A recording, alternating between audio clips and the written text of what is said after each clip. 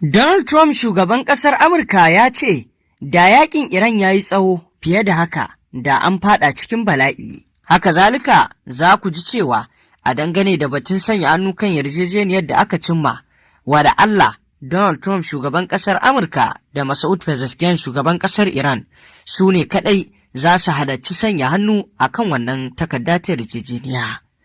Masu saurare waɗannan da ma wasu rahotannin da muke tafa da su a halin yanzu, sai ku gyara zama domin jin cikakken rahoton. Shugaban ƙasar Amurka Donald Trump ya ce, da yakin da Amurka da Isra'ila suka yi da Iran ya ɗauki lokaci mai tsawo, da tuni duniya ta fuskanci mummunar matsalar tattalin arziki. Trump ya bayyana haka ne a ƙarshen taron ƙasashen G7, inda ya ce an riga an cimma yarjejeniyar kawo ƙarshen yakin, kuma ana sa ran sanya hannu a kanta a hukumance tun daga ranar Alhamis. Ya bayyana yarjejeniyar a matsayin wata nasara ga Amurka, yana mai cewa ta taimaka wajen kaucewa illolin da za su biyo bayan ci gaba da rikicin. Sai dai shugaban ya bayyana cewa akwai yiwuwar tattalin arzikin na duniya ya shiga cikin wani babban bala'i, inda a ce yakin ya ci gaba da tsananta fiye da haka.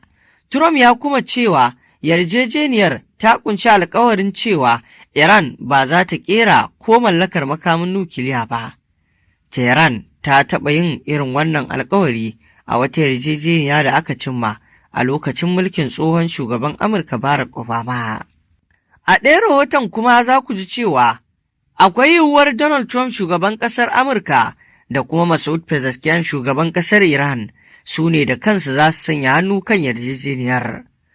Akwai yiwuwar shugabannin ƙasashen Iran da Amurka Masoud Pezeshkian da Donald Trump da kansu za su sanya hannu a kan yarjejeniyar domin kawo ƙarshen yakin da ke tsakanin ƙasashen guda biyu a ranar Juma'a da za ta zo gobe. Kamfanin dillancin labarai na Tasnim ya rawaito cewa mai magana da yawun ma'aikatar harkokin wajen Iran Ismail Baƙai na bayyana cewa an tattauna batun kuma har yanzu ana ci gaba da nazarinsa. Kalaman nasa na zuwa ne bayan da Trump ya bayyana a wani taron manema labarai bayan taron ƙasashen G7 a Faransa cewa watakila zai halarci taron sanya hannu kan yarjejeniyar kawo ƙarshen yaƙi tsakanin Amurka da Iran.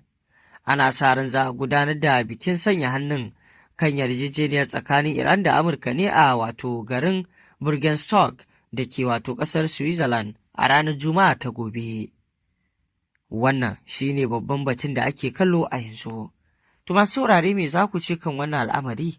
Shin idan Trump ya halarci wannan sanya hannu, Masoud Pezeshkian ya halarci wannan sanya hannu, kaga shugabannin kasashen ne suka je, abin zai kai ga zuwa ya zama yarjejeniya mai ƙarfi aka cimma ko kwayaya?